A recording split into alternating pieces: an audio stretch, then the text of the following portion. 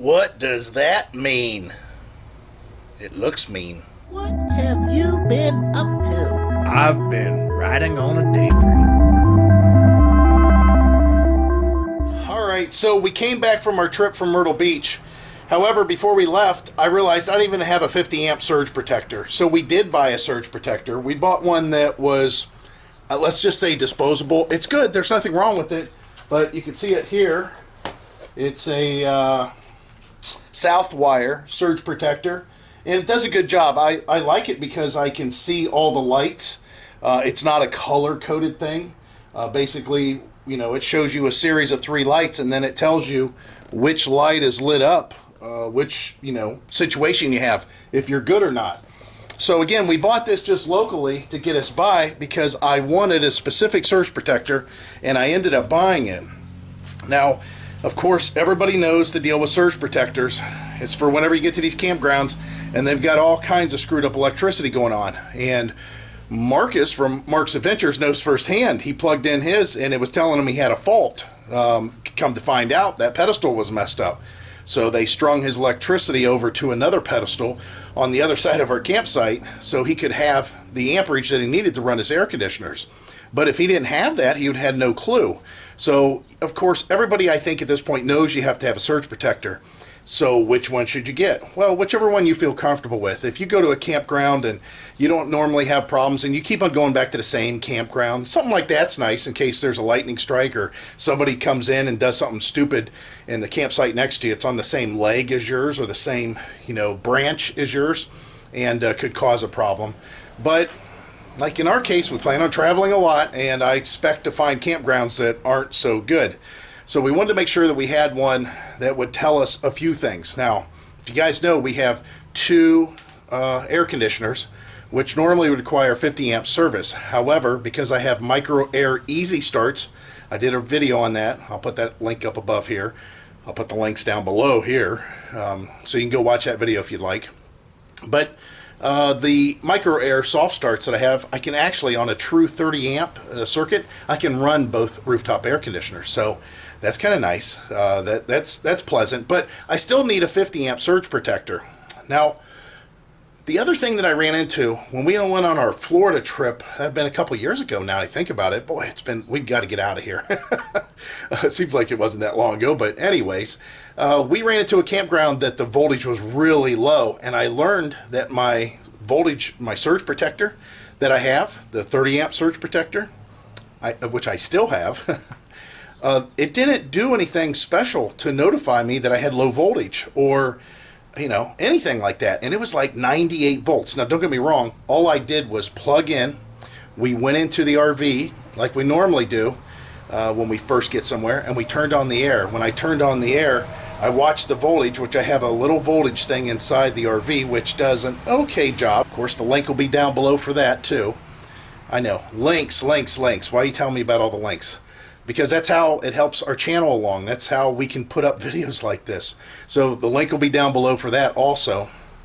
And basically it tells me inside the RV if there's a problem. It tells me if there's an open ground, or it lets me know what the voltage is. And in this case, when we were camping in Florida, it was showing it was like 98 volts. Well, I immediately shut off the air conditioner because that's not enough to run anything. And we were looking at leaving, but they had us go ahead and unplug for our pedestal and plug into another pedestal. And it worked out fine, so our stay got to be for a couple more days. But I thought, why wouldn't that surge protector do that? Well, it's because I didn't buy a surge protector, kind of like that one back there. They didn't offer that. They didn't offer to where it would shut off if it was low power. I went ahead and bought one. Now I know a lot because of this. Now, ignore the contraption that I have going on here. Basically, I have a 15 amp wall socket there that's going into a 30 amp to 50 amp dog bone, so I could hook up this 50 amp surge protector, and then it goes back down from 50 to 30, and then I have a 30 amp cord that goes out and plugs into the 50 amp side of our RV. But it does all we're going to do. and that is, believe it or not, run one air conditioner. Again, since we have those micro air easy starts, I can run on 110. I can actually run on just a regular old cord like this one here and run the air conditioner. But of course, I don't have any surge protectors. I'm looking for the size here. This is a 12 gauge. So 12 gauge wire, I can run our rooftop air conditioner because I only actually pull at the maximum is 13 amps just for a second, and it runs like at 11 amps almost all the time, and it's not a very long cord. And again, this will run, I know for sure, my 20 amp welder if I needed to. So getting back to the Power Watchdog, that's what it is, and I love it. And I'll tell you, one of the reasons I love it has nothing to do with this big thing. Whenever his face is white, it means everything's okay. When his face is red, there's a problem. Now, I love that because I'm colorblind, so that helps me considerably. But this also has, you can see the Bluetooth symbol, and it also has emergency power out or off. These are the codes that will show up if there's any problems, and those codes will show up right in this display here. But more importantly, an app. This app tells me how many amps I have on what line and what kind of voltage I have also. So you can see right now I have some fans running in there. Of course, the battery charger is charging the batteries. So 123 watts, 19.4 kilowatts is what's going on there.